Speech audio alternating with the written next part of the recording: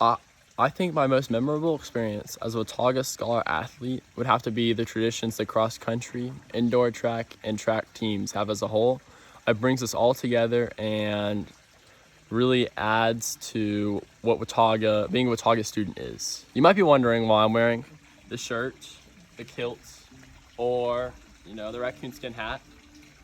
And those are all Watauga cross country traditions. When I was first a freshman, I thought wearing a kilt, chacos, our crazy dress ups, our wacky shorts, I thought wearing all of that was crazy and I didn't think I'd do it and I didn't really understand why we did it. But now, as a senior, I understand that all our traditions have meaning behind them and they've been around for years, and I'm happy to do them now. And now that I know the meaning of them, I'm excited to share it with all of our freshmen, sophomores, juniors.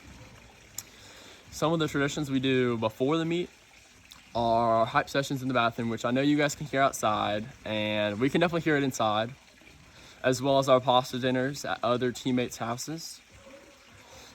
They're very important. It's, sometimes we do boy and girl pasta dinners, as well as drinking a lot of chocolate milk at those pasta dinners.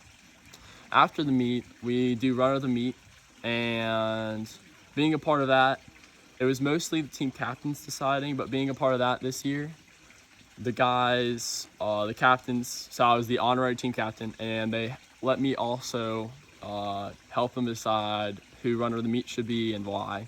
And I was very excited to be a part of that as well, because that's one of our bigger traditions that really shows what it is to be a Watauga Scholar athlete, whether you're a junior, sophomore, or a freshman. When I first joined cross country, I didn't know if I wanted to give it all of my time, if I wanted to only do cross country and take a break for indoor track and track. After talking to my dad about a week after about who was coaching and what type of workouts we would do, he had a lot of stories to share about Coach Mack and Lana Laughlin when he was being coached by you guys. And it really convinced me to dedicate almost all of my time to cross country, indoor track and track. And that's just because of how it feels to be a part of that family almost. Now that I'm a senior, I've gotten a lot of time to think about some of the traditions that I am going to tell my kids, my friends, and my family when I get a little older.